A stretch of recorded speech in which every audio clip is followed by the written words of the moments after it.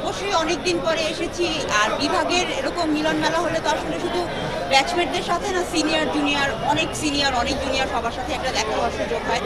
তো সেটা অবশ্যই আমরা যারা এখন কাজে ব্যস্ত হয়ে গেছি, ব্যক্তিগত জীবনে ব্যস্ত হয়ে গেছি, আমাদের জন্য এটা একটা বড় সুযোগ আবার কিছুটা পিছনে ফিরে দেখার।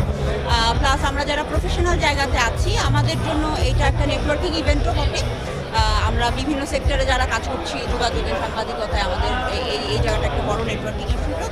আর এই নতুন কমিটির কাছ থেকে বা পরবর্তীতে আসলে আমরা আরও বেশি অংশগ্রহণ চাই। আমাদের ব্যাচ থেকে যারা আসতে পারেনি বিভিন্ন কারণে, তারাও আসবে। আর এই জিনিসগুলো একটু রেগুলার হবে, নিয়মিত আমরা আসতে পারবো ক্যাম্পাসে ফিরে। এইটাই বন্ধুদের কাছে পেয়ে সবসময় যেরকম উচ্ছ্বাসে প্রাণটা ভরে যায়, ঠিক সেরকমই লাগছে। গণযোগাযোগ ও সাংবাদিকতা বিভাগের অ্যালামনি অ্যাসোসিয়েশনের আজকের যে আয়োজন, এটি মূলত যে সম্প্রতি কমিটি গঠন করা হয়েছে তাদের অভিষেক অনুষ্ঠান, নাম দেওয়া হয়েছে যোগাযোগ উৎসব। এটি আসলে বিশ্ববিদ্যালয়ের এই ডিপার্টমেন্ট থেকে যারা বের হয়েছে বিভিন্ন সময়, তারা একটা মিলন মেলায় পরিণত হয়েছে এবং একটি প্রাণের আনন্দের একটি বাস্তবতা এখানে দেখতে পাচ্ছি আমরা। এবং যারা এসছে হয়তো দীর্ঘদিন তাদের মধ্যে কোনো যোগাযোগ ছিল না, যোগাযোগের শিক্ষার্থী হিসাবে এই যোগাযোগটা এখন কার্যকরভাবে হচ্ছে।